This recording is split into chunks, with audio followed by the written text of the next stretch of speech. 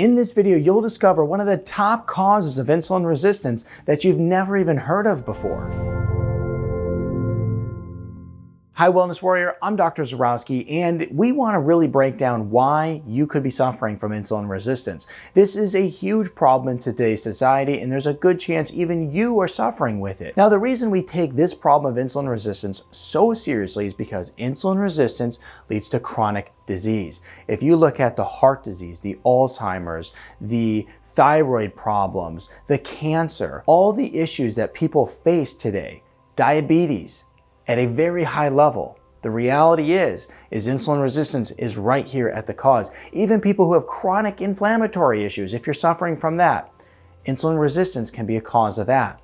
So what we want to do is we always want to make sure that we're working to fight this issue off. But the reality is that for years we've known that things like sugar, excessive sugar intake, that causes insulin resistance. If you're somebody who's eating excessive amount of carbs, more than your body even can utilize in a day, well, that can even spike your blood sugar at very, very high levels and cause insulin resistance. If you're eating processed foods full of ingredients that we can't even explain or describe what they are because they're made in a lab somewhere, they're fake, that can cause insulin resistance. If you're someone who's obese or maybe you have excess belly fat, it means that you have high blood sugar levels. And then if you lack exercise in your lifestyle, that can even lead to an insulin resistance issue over time.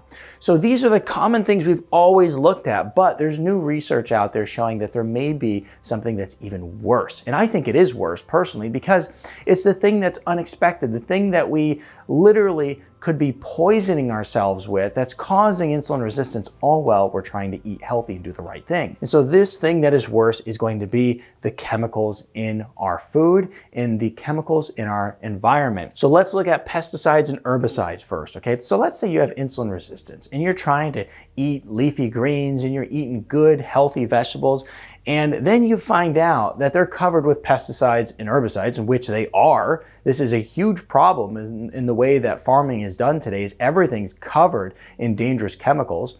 And then the reality is that the research shows you that not only do you have this stuff in your body, but it actually causes insulin resistance. According to the research here, that 80% of people had 6 or more different pesticides and forms of herbicides within their body, meaning they measured it in their blood, they found it in their tissue, and what they found is that when you had this in your body, which most of us do, there's no doubt about it, if you're eating just typical grocery store food that's covered with this stuff and you're not eating 100% organic all the time, then there's a good chance this is you right now. And so when they found that these different pesticides and herbicides were in people's tissue and blood, what they also found is that it had a 38 times increased likelihood of causing insulin resistance in your body. Now that's pretty crazy, right? Because those numbers are huge. And when we look at this like silent pandemic that nobody talks about of insulin resistance, more people are suffering than we could ever imagine. People who think they're healthy still are having some degree of this happening in their bodies. Now, that's not all, because the story continues to get worse, right? Because it's not just this, because you think to yourself, I could avoid it if it's just this. I'll start putting that effort in. But it gets more complex, where phthalates are another big player. So when we look at phthalates and environmental toxins, they're pretty much in every traditional product that you use, whether it's going to be shampoo and conditioner, whether it's deodorant, whether it's, the cups you're drinking from, the silverware that you're eating if you're using plastic utensils of any sort. The big problem is that when you are around these different chemicals, they're also leading to insulin resistance. According to the research, and some French researchers figured this out, BPA created a 56 to 156% increased risk in you developing insulin resistance. Now, the first thing that everybody will always tell me when I say BPA, they go, oh, but they've taken BPA out of everything. The thing is, you have to realize is that BPA has been correlated with all these awful endocrine issues in your body. But the reality is, in order to avoid the BPA, all these companies that use this chemical just create a very slight knockoff that's no longer BPA, And then as a result of that, they're utilizing it free and safe and nobody's stopping them. But it literally is the exact same thing. So the reality is though you are actually using maybe some different containers and cups and utensils around your house that say BPA free, the reality is that you just have a knockoff of BPA that's in them, no doubt about it.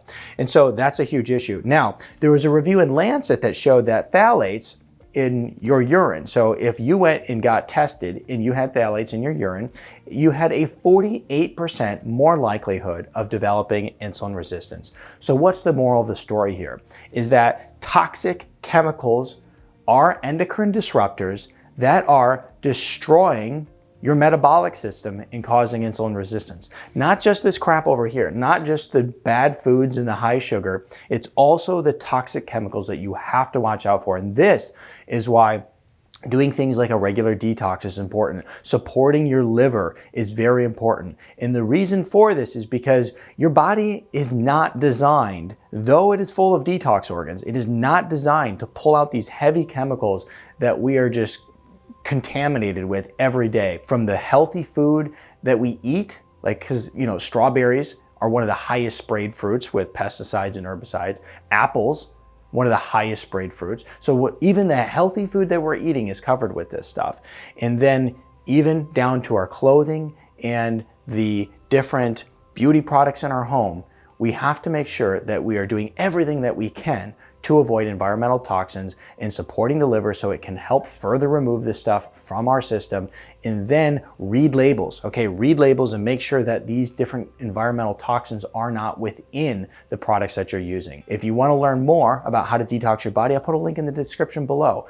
But until next time, I hope you enjoyed this video. And if you really like this one, I think you'll like this one over here even more.